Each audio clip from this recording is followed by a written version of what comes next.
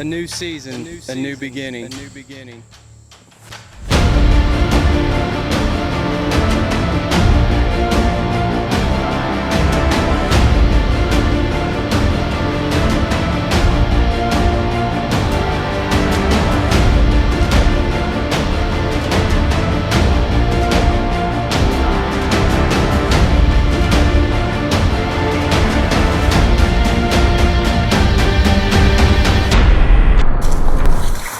I think my face should be blurred out.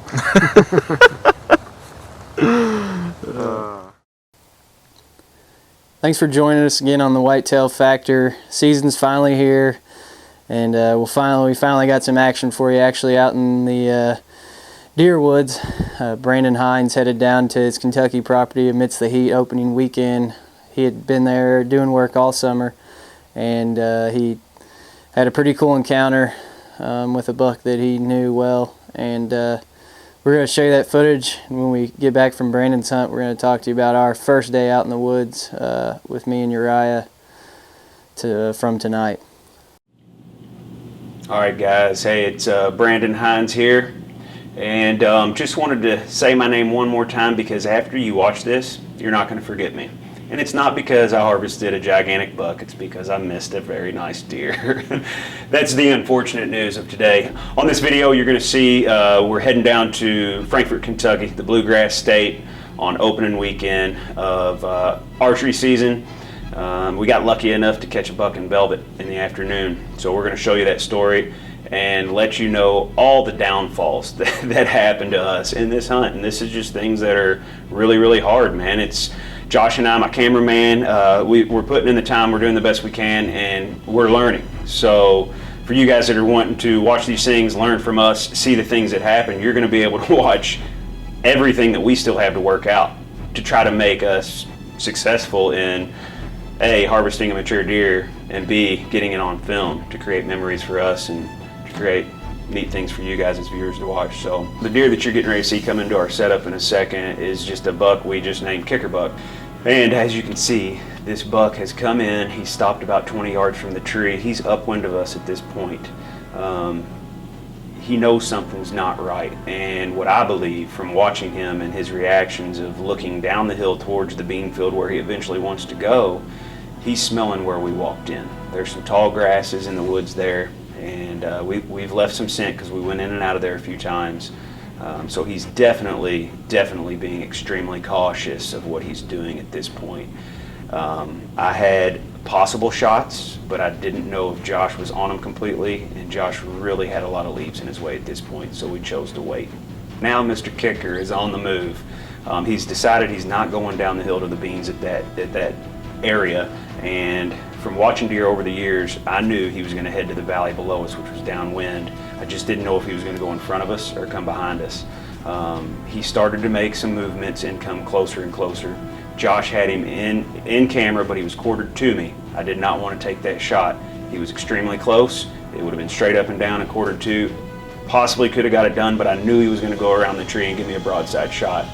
Josh stays on the deer. He's on the opposite side of the tree that my tree stands on videoing. So I know the deer's going around the tree. I know I need to give Josh time. He steps around the tree at 10 yards. I go to full draw and just talk to Josh. We've got a few things worked out to let me know if he's on the deer or not. But there was so much commotion and Josh was so tied up on the other side of the tree trying to get the camera around. So Josh finally gets the camera around the tree, loses the deer. The deer started moving rather quickly. He was still very, very close, but he was starting to get downwind. He comes through. We've rewatched the video. Josh is on the deer, but it's just his feet. I see the camera swing around. Looks like it's pointing at the deer. I try to stop the deer twice as he's working 20 to 25 yards out. And then, yeah, everything goes really south after that. I think Josh is on it. I try to stop the deer twice. As he does, I pull the release and whack, hit a tree. Clean miss, arrows in the dirt.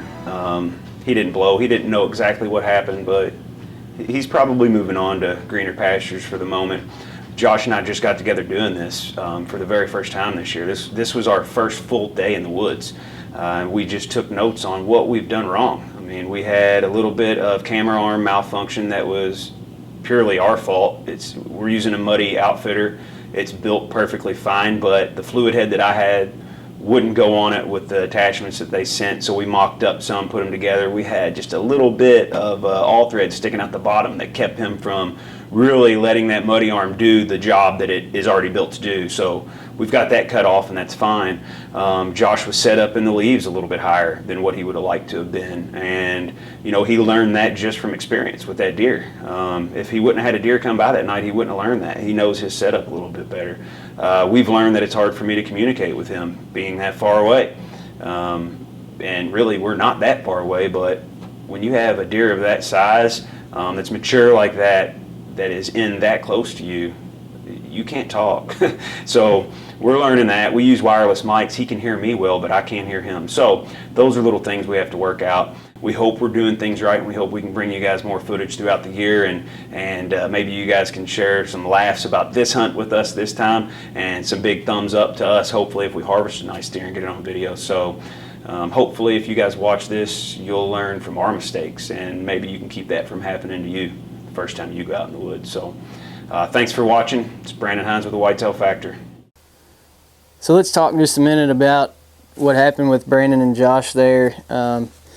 You know, part of our slogan is true to life hunts, and it's hard, man. We take the time to go out here and set up all this camera equipment, and everything's got to work. You know, you're not working just against yourself. You're working with the cameraman, working with deer moving around you, and they just never got in sync, and that's okay. It happens.